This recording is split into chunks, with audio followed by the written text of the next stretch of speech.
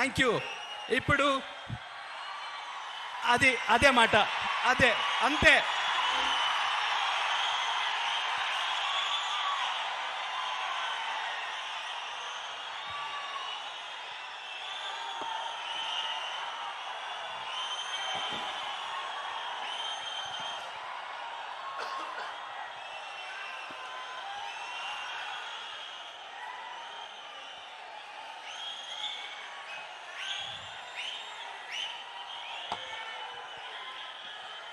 ಭಾರತ ಮಾತೆಯ ಮುದ್ದಿನ ಮಗಳಾದ ಕರ್ನಾಟಕ ತಾಯಿಗೆ, ಈ ಪುಣ್ಯ ಭೂಮಿಗೆ ಹಾಗೂ ಕರ್ನಾಟಕದ ಪ್ರಜೆಗಳಿಗೆ ನಾನು ತಲೆಬಾಗಿಸಿ ನಮಸ್ಕರಿಸುತ್ತಿದ್ದೇನೆ.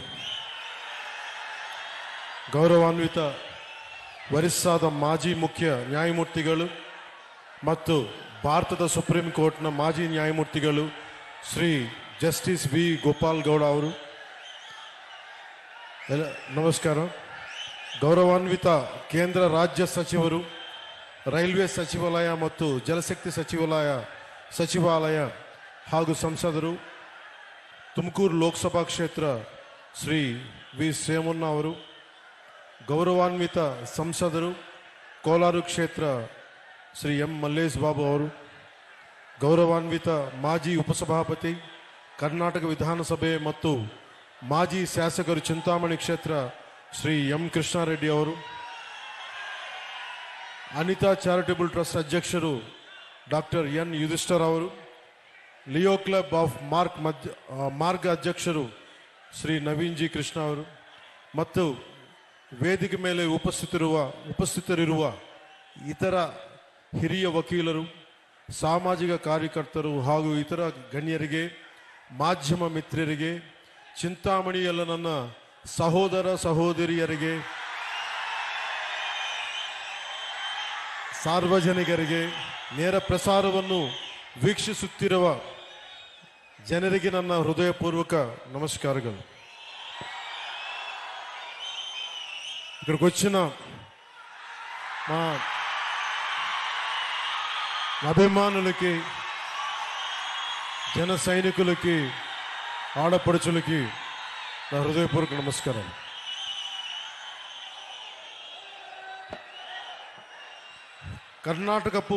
ಕರ್ನಾಟಕವು ಅದ್ಭುತ ಪರಂಪರೆ, ಸಂಸ್ಕೃತಿ ಮತ್ತು ಹಲವು ಪ್ರತಿಭೆಗಳಿರುವ ನಾಡು.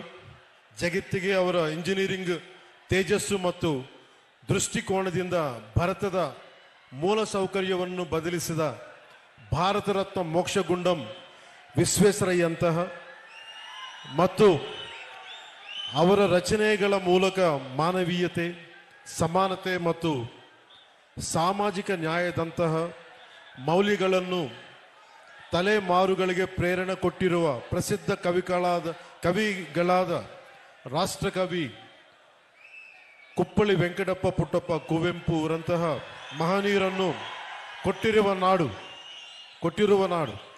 ಕರ್ನಾಟಕದ ಜನರು ಯಾವಾಗಲೂ ತಮ್ಮ ಶ್ರಮ, ಸೃಜನಶೀಲತೆ ಮತ್ತು ಪ್ರಗತಿಯ ಕಡೆಗೆ ಪ್ರತಿಬದ್ಧ ಇರುವವರು. ಈ ಮಹಾನ್ ಭೂಮಿಯ ಮಗನಾದ ಜಸ್ಟಿಸ್ ಗೋಪಾಲ್ ಗೌಡ ಗೌಡರನ್ನು ಸಂಭ್ರಮಿಸುವುದು ಒಂದು ಗೌರವವಾದ ವಿಷಯ.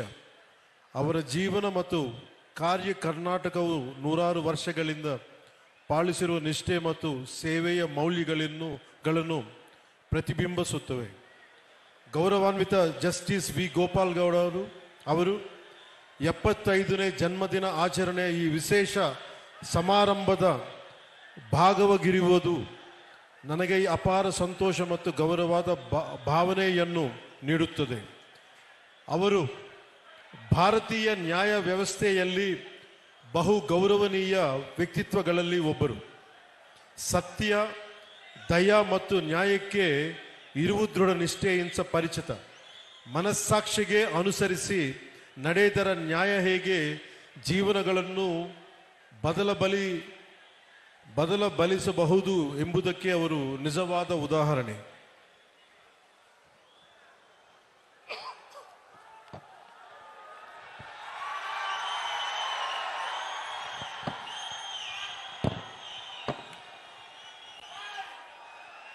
ఒక వ్యక్తి తన జీవితాన్ని ఎలా జీవించాలి, పదవిలో ఉన్నప్పుడు తన శక్తిని ఎవరి కోసం ఉపయోగించాలి, పదవి దిగాక కూడా తన గళం ఎవరి కోసం వినిపించాలన్న ప్రశ్నకు సమాధానం మన కళ్ళ ముందే నిలబడిన ఒక వ్యక్తి రూపంలో ఉంది. ఆయనే జస్టిస్ వి గోపాల్ గౌడ గారు. ఆయనకు జనసేన తరపున,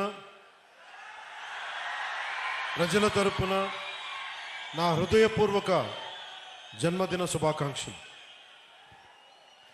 జస్టిస్ గోపాల్ గౌడ గారు కేవలం న్యాయమూర్తి